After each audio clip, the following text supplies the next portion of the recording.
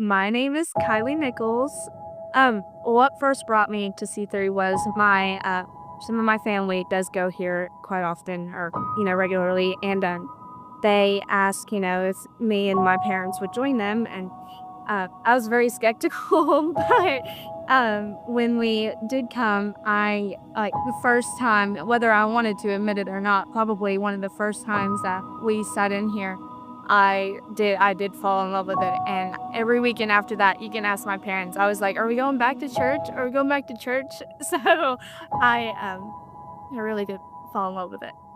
So I think that I realized C3 was becoming a home for me whenever I could um, feel comfortable enough to, come into church by myself, even if my parents weren't coming or if I didn't have family coming. And I would walk in and I would have people to talk to, and we could act like we've known each other for years, even if it's the first time I've talked to him. One of my favorite memories with C3 wasn't necessarily at the church.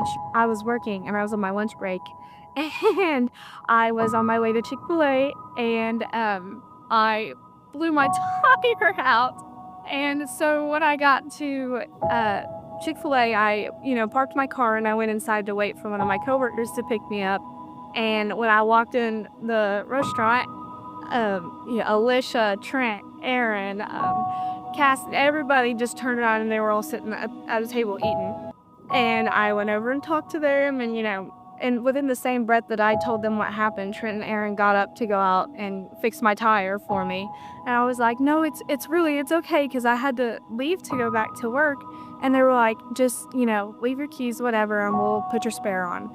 And by the time I had gotten back to work, they texted me and told me that they took my car and bought me a new tire. And I think that just shows that no matter how long that they've known you or, whatever, they are going to do as much as they can to help you.